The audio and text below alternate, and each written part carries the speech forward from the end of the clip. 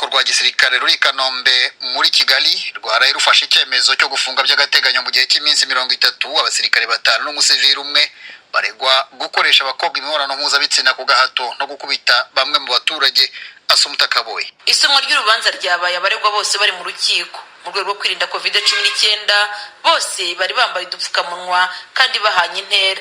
Urukiko rwagarutse ku byo buri wese aregwa n'impamvu zikomeye zituma ubushinjacyaha bubakekwaho gukora icyaha. Urukiko rwahereye ku bafatwa nk'abakuru mu baregwa aribo Private Ndayishimiye Patrick w'imyaka 27 na Nishimwe Fideli nawe w'imyaka 23 baregwa ibyaha bitandatu birimo icyo kure mu mutwe w'abagizi ba nabi no kuwujyamo, gukoresha undi mibonano mpuzabitsina ku gahato, icyaha cyo gukubita no gukomeretsa ku bushake, kwinjira mu nzu y'undi mu buryo butemewe n'amategeko, icyaha cyo kwiba n'icyaha cyo guta izamu no kudakurikiza amabwiriza y'izamu.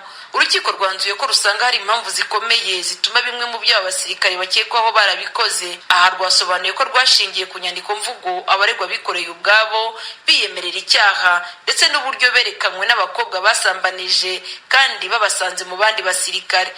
Gusa nanone rusanga nta mpamvu zikomeye zituma aba basirikare bakekwaho icyaha cyo kureba umutwe w'abagizi ba nabi kuko bose bari bagiye mu kazi boherejwe n'abakoresha babo mu buryo bukurikije amategeko abagenga. Mu bindi urukiko rwemeje nuko abasirikare 3 aribo Gatete François, Gahirwa John na Bigirimana Theoneste nabo bakomeza gufungwa by'agateganyo. Impamvu zikomeye zituma bakekwaho icyaha cyo gutizamu bari bashyizweho n'abayobozi babo kutubahiriza amategeko y'izamu no kuba bataratanze amakuru y'ibyo bagenzi babo barimo byo kuba bakekwaho gusambanya abakobwa ku gahato ndetse bagakubita abaturage.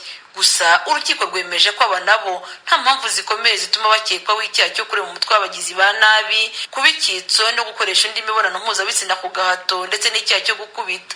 Umusivili umwe wari muri uru rukiko Ntakaziraho Donati w'umucamanza yavuze ko hari impamvu zikomeye zituma akekwaho icyaha cyo gukubita no gukomeretsa.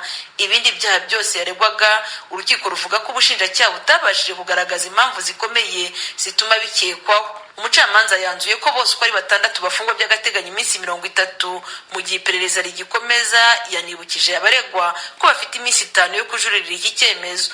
Ibyaha abasirikare 5 baregwa bivuga ko byakozwe mu matariki anyuranye y'ukwezi kwa gatatu ubwo abasirikare bahabwaga akazi n'ababakuriye aho gukorera aho bategetswe bakajya mu kagari ka Kangondo ya 2 ahazwi nko muri Barnyahe bagakora ibikorwa byo gusambanya abakobwa ku gahato ndetse no gukubita no gukomeretsa abo bahasanze. Asumta Kaboyi, Ijwi ry'Amerika, i Kigali.